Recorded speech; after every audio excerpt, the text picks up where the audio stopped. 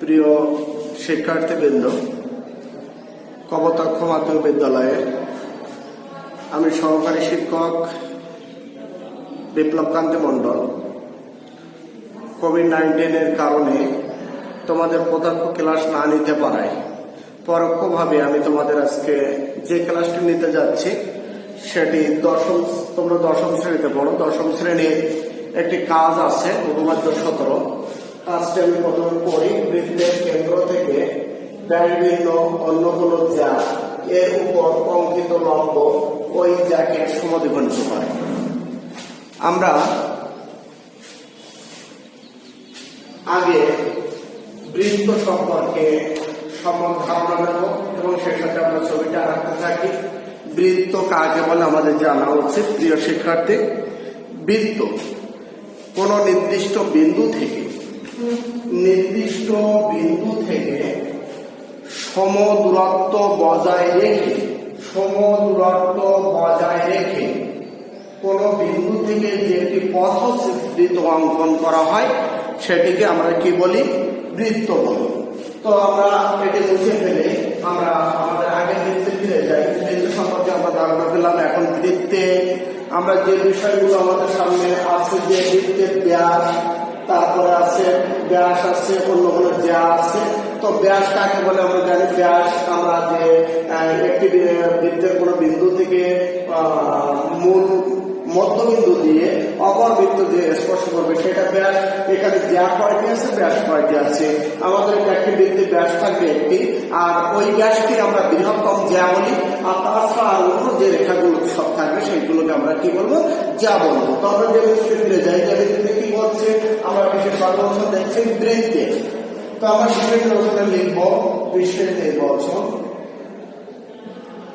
আমরা ছবি আঁকবো, সে সাথে লিখে যাব বৃত্তে। আমরা লিখবো মনে করি ও কেন্দ্র বিশিষ্ট। সবাই খেয়াল করবে সুন্দর করে শিক্ষার্থীরা। আমরা শিখেছি বৃত্তের, আমরা লিখছি মনে করি ও কেন্দ্র বিশিষ্ট বৃত্তের কেন্দ্র বিশিষ্ট এবিসি বৃত্তে। আমরা বৃত্তটার একটা নাম দিয়ে দিলাম এবিসি বৃত্তের এবিসি বৃত্তের ব্যাস ভিন্ন অন্য কোন যা, ব্যাস নয় এমন একটি যা। তাহলে ব্যাস নয় এমন একটি যা আমরা নিই ব্যাস ভিন্ন অন্য কোন যা এবি। তাহলে এবিটাকে আমরা কি বললাম? এবি কিন্তু যা, কিন্তু ব্যাস নয়। ব্যাস করে মূল মধ্যবিন্দু দিয়ে যেত। তাহলে কোন যাই এবি নেই। এরপরে কি বলছি? এর উপর অঙ্কিত লম্ব। এবি যায়ের উপর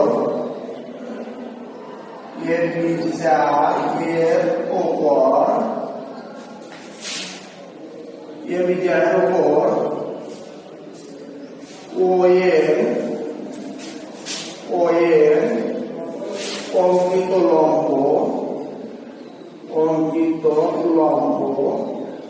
প্রমাণ করতে হবে যে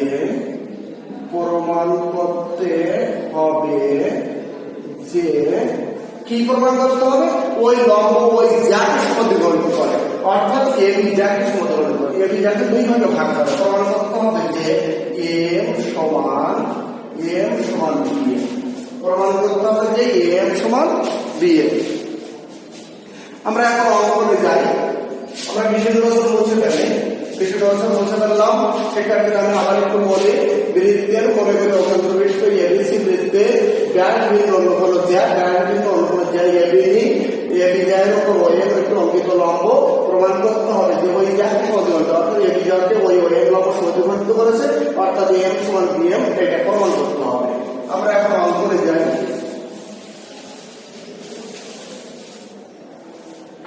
অঙ্কন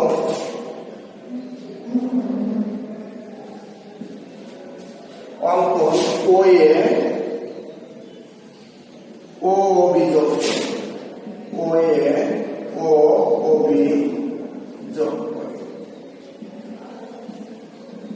প্রমাণ।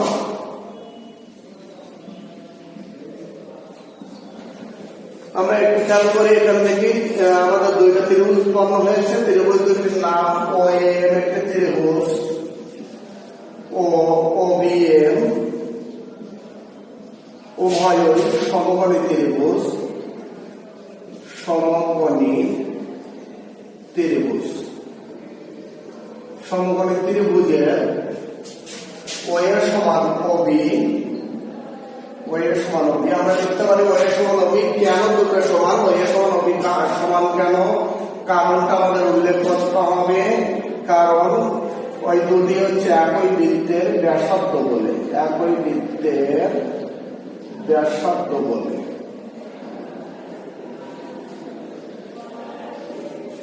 তারপর আমরা ওই ত্রিভুজের কি কি সমান দেখাতে পারি? আমরা সমান দেখাতে পারি OM সমান OM। এটি কেন সমান? উভয় ত্রিভুজের সাধারণ বাহু বলে, সাধারণ বাহু বলে। শিক্ষার্থীবৃন্দ, তোমরা অবশ্যই প্রত্যেকটি কেন সমান হবে। আমরা জানি OA সমান OB, আমরা জানি OM সমান OM, কিন্তু কেন সমান আমাদের কারণটা জানার জন্য এবং পরীক্ষাতে নামার জন্য মানে পরীক্ষকের বুঝবার জন্য এটা লিখে দিতে হবে। আমরা OA সমান OB কেন সমান লিখেছি? একই বৃত্তের ব্যাসার্ধ বলে। OM সমান OM কেন সমান? উভয় ত্রিভুজের সাধারণ বাহু বলে।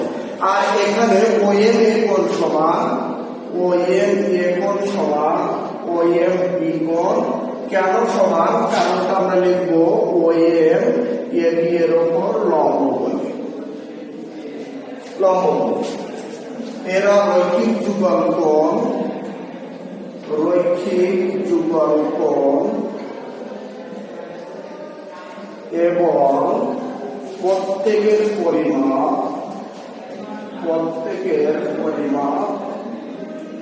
সমান। তাহলে আমাদের এখন কি হচ্ছে? ত্রিভুজের আমরা কি কি দেখিয়েছি? OM এবং OBM দুটো সমকোণী ত্রিভুজ, উভয় সমকোণী ত্রিভুজ আমরা দেখিয়েছি। OA সমান OB কেন? OA সমান OB একই বৃত্তের ব্যাসার্ধ বলে।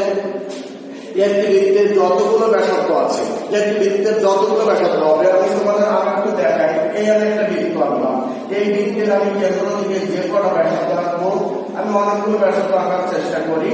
অনেকগুলো ব্যাসার্ধ আমি আঁকছি, এই ব্যাসার্ধগুলো সবাই সমান।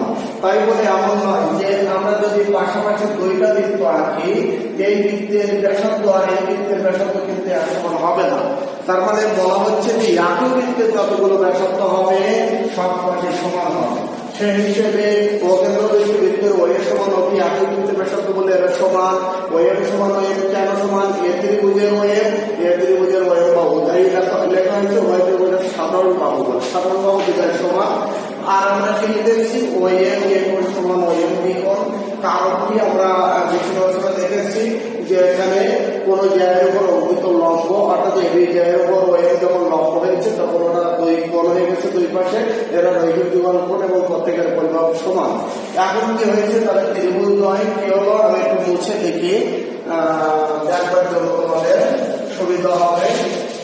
তাহলে আমরা কি লিখবো? এখন লিখবো ত্রিভুজ দুটি কি হয়েছে? সমসম হয়ে গেছে। তাহলে ত্রিভুজ OM, ত্রিভুজ OM সর্বসম, ত্রিভুজ OBM। আর ত্রিভুজ যখন সর্বসম হয়েছে তখন আমার AB বাহু যে দুই ভাগে ভাগ হয়েছে এটি সমান হয়ে গেল, অর্থাৎ AM সমান BM প্রমাণিত।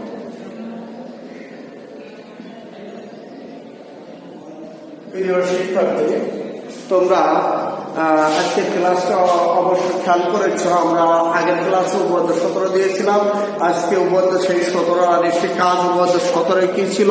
বৃত্তের কেন্দ্র ব্যাসার্ধ কোনো জায়ের মধ্যবিন্দুর সংযোজক রেখাংশ ওই জায়ের উপর লম্ব। আর এখানে একটা কাজ আসছে ওর পরেই, যে বৃত্তের কেন্দ্র থেকে যে জায়গায় আসছে তোমাদের সামনে ক্লাস করেছি। আমি আবারও একটু এক নজরে যদিও বলে করে সবকিছু লেখা নেই, আমি মুছেছি এবং লিখেছি। তো আমি তোমাদের আরেকবার এক নজরে বলছি। বৃত্তের কেন্দ্র থেকে ব্যাসবিন্দু অন্য কোনো জায়গার উপর অঙ্কিত লম্ব যাকে প্রতিফলিত করে আমরা বিষ্ণু লিখেছি। বৃত্তে মনে করি অবিন্দুষ্ট এবিসি একটি বৃত্ত, ব্যাসবিন্দু কোনো জায়গা, ব্যাসবিন্দু অন্য কোনো জায়গা এবি, ওর উপর ওয়েব একটি অঙ্কিত লম্ব, ওই জায়গাকে কি করেছে? সমদ্বিখণ্ডিত করেছে। অর্থাৎ এম সমান বিএম আমাদের প্রমাণ করতে হয়েছে। এম সমান বিএম অঙ্কনে আমরা কি করেছিলাম, ত্রিভুজটা ফিল আপ ছিল না, তাই আমরা ওই অভিযোগ করেছি। পরমাণু কি করেছি, ত্রিভুজ উৎপন্ন হয় উভয় ত্রিভুজের, এই দুই ত্রিভুজ ধরে আমরা কাজ করেছি। ও এর ত্রিভুজ এবং অবি এর ত্রিভুজের এর আমরা সর্বসম করবার চেষ্টা করেছি। ও এর সমান অবি লিখেছি, কেন সমান ও এর সমান অবি আমরা বলেছি একই বৃত্তের ব্যাসার্ধ বলে, ও এর সমান আমি বলেছি সাধারণভাবে বলে, আর ও এর লম্ব এ বি বিধায় ও এর এক কোণ আর ও এর বি কোণ সমান 100 মনে হয়েছে, এটা নৈবিজ অঙ্ক। কারণ ত্রিভুজটা হচ্ছে সর্বসম হওয়ার পরে আমাদের প্রমাণে এ সমান বি এর ওই যে সমাধানিত হয়েছে। ধন্যবাদ প্রিয় শিক্ষার্থীরা, সবাই খেয়াল করবে এবং পরবর্তী আমরা আবারও ক্লাস নেব, সেদিকে তোমরা খেয়াল রাখবে। ধন্যবাদ সবাই।